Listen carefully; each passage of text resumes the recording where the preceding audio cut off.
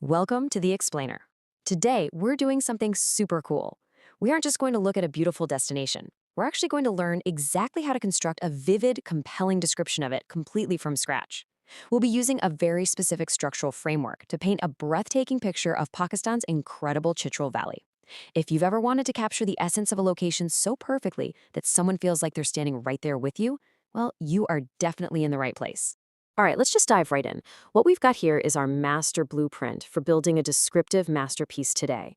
At the center, we have our main goal, describing places.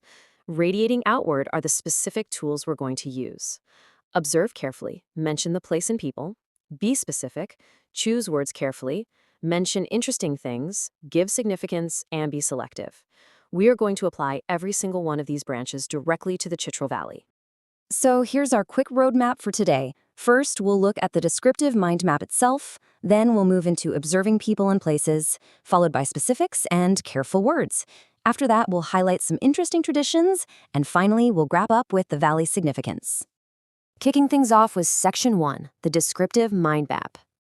To really make this framework stick, let's break down the core mechanics. You see, a truly great description, it's never just a dry list of facts. Step 1 is simply to observe carefully, taking in the broad strokes of the landscape. Step 2 is zooming way in to be specific about what you're seeing. And step 3? That's giving significance. Basically telling your audience exactly why those specific things actually matter. Let's put that very first rule to the test, observing carefully. When we turn our attention to the Chitral Valley, bam, we're instantly hit by the majestic Hindu Kush mountain range situated in Khyber Pakhtunkhwa. But we're not just looking at mountains. We're seeing these rugged, snow-capped summits. We're scanning downward into deep gorges carved by crystal-clear streams, all contrasting beautifully with these vibrant green terraces and fruit orchards. Just by observing, we've practically painted a masterpiece. Moving right along to Section 2, observing people and places. So our blueprint reminds us, don't forget the people. Tucked up in the northernmost part of Khyber Pakhtunkhwa, the Chitral Valley is home to this wonderfully warm, hospitable population that mostly speaks the Khowar language. But here's where it gets really fascinating. The side valleys, they're home to the ancient Kalash people. They're a completely unique ethnic minority, famous for their distinct culture and some seriously colorful traditional attire. It's literally a piece of living history right in front of you. Now you might be wondering, what's with this massive number, 7,708? Well, that's not just a random stat. That is 7,708 meters, the staggering height of Tirich Mir, which is the absolute highest peak in the entire Hindu Kush range. Try to picture a mountain that massive, casting its shadow directly over the valley. It instantly gives our description this awe-inspiring sense of scale, doesn't it?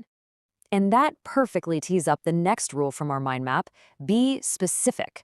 We can't just say, oh, there's some nice valleys and old buildings. No way. We have to name them. We pinpoint the historic Chitral Fort and Chitral Town. We specifically highlight the scenic Shandur Pass.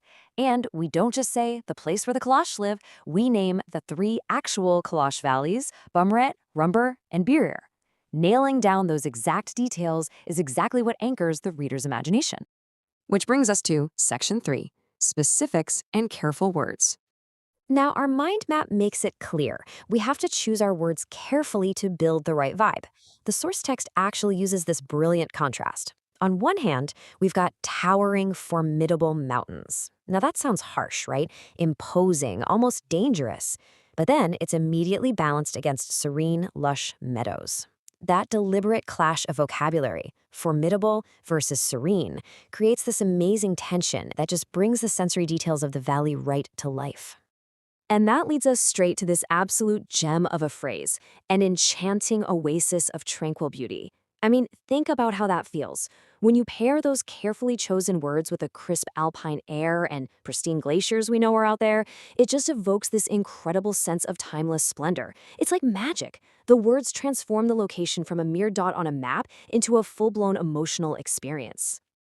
All right, let's jump into Section 4, highlighting interesting traditions.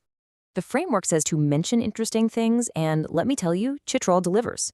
First off, the Shandur Pass. It's not just a gorgeous mountain pass, it's actually the highest polo ground in the world, hosting these intense annual matches. Then you've got the Chilam Joshi Festival, where you can see the totally unique seasonal dances of the Kalash tribe.